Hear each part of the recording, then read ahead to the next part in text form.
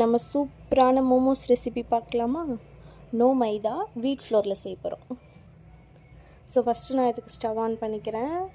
இப்போது ஒரு பாத்திரத்தில் கொஞ்சம் தண்ணி ஊற்றிக்கலாம். இது வந்து மோமோஸ் சட்னி ப்ரிப்பரேஷன்.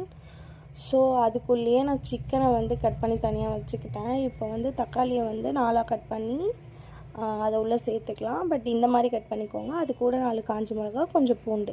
இப்போ தண்ணி கொதித்து இப்போ நான் காமிச்சு பார்த்தீங்களா, அந்த மாதிரி வந்து அந்த தோல் வந்துட்டு பீல் ஆகணும். ஸோ அந்தளவுக்கு வந்தோடனே அரைச்சி எடுத்துக்கலாம். ஸோ அகெயின் ஸ்டவ் ஆன் பண்ணிக்கலாம். ஸ்டவ் ஆன் பண்ணிவிட்டு ஒரு பாத்திரத்தில் கொஞ்சமாக எண்ணெய் விட்டு இதில் அந்த சட்னியை போட்டுக்கலாம். போட்டுட்டு கொஞ்சம் உப்பு, கொஞ்சம் சர்க்கரை போட்டுட்டு லெமன் ஜூஸ் ஆட் பண்ணி இறக்கிடலாம். இவ்வளோ தான் மோமோஸ் சட்னி.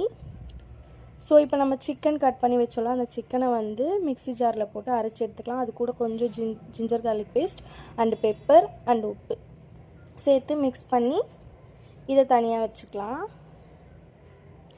இது சிக்கன் செஞ்சு நாங்கள் இப்போ தான் ஃபர்ஸ்ட் டைம் செஞ்சு பார்த்தோம். நேற்று கசின் வீட்டுக்கு போயிருந்தோம். ஸோ சண்டேக்காக அப்படியே பிக் பாஸ் வேறு நேற்று ஸ்டார்ட் ஆகிடுச்சு. ஸோ அதை அப்படியே பார்த்துட்டே வந்து இதை செஞ்சு சாப்பிட்டோம். சூப்பராக இருந்துச்சு. இப்போ அகெயின் ஸ்டவ் ஆன் பண்ணிக்கலாம். ஸ்டவ் ஆன் பண்ணிவிட்டு ஆயில் விட்டுக்கோங்க. பேனில் ஆயில் விட்டுட்டு இது கூட கார்லிக்கை சாப் பண்ணி நான் ஆட் பண்ணியிருக்கேன். அண்ட் ஒரு க்ரீன் சில்லியை குட்டி குட்டியாக ஆட் பண்ணிக்கோங்க. இப்போ நீங்கள் க்ரீன் சில்லி வேணான்னா அதை ஸ்கிப் பண்ணிவிடுங்க. நாங்கள் க்ரீன் சில்லி ஆட் பண்ணியிருக்கோம்.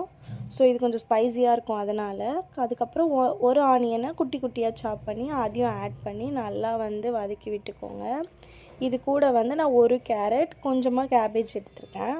ஸோ கேரட்டு கேபேஜும் நீங்கள் துருவி எடுத்துக்கோங்க. ஏன்னா இது ஸ்டஃபிங்க்கு அதுதான் பெட்டராக இருக்கும். ஸோ இப்போ வந்து கேரட் போட்டு ஆட் பண்ணியாச்சு.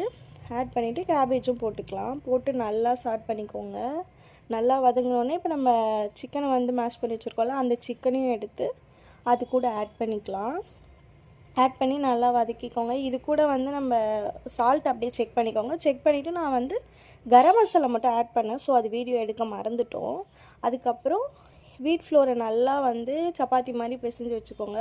பிசைஞ்சு வச்சுட்டு அதை வந்து குட்டி குட்டி சைஸாக வேணும்னு சொல்லி நாங்கள் டிஃபன் பாக்ஸ் மூடி எடுத்து அதில் வந்து கட் பண்ணி எடுத்துட்டோம். ஸோ இப்போ ஃபோல்ட் பண்ணுற மாதிரி மோமோஸ் ஷேப்க்கு ஃபோல்ட் பண்ணிக்கோங்க. ஸ்டஃபிங்கை உள்ளே வச்சு இப்போது இட்லி பாத்திரத்தில் தண்ணி கொஞ்சம் வச்சு நல்லா கொதிச்ச உடனே மோமோஸை வச்சு நம்ம வேக வச்சுக்கலாம். நீங்கள் ஃப்ரைடு பண்ணுற மாதிரி இருந்தால் ஆயில் வச்சு பொரிச்சிக்கலாம். நாங்கள் இன்றைக்கி ஸ்டீம் தான் பண்ணிட்டோம். ரொம்ப டேஸ்ட்டாக இருந்துச்சு. பிடிச்சிருந்தா லைக் பண்ணுங்கள். தேங்க்யூ.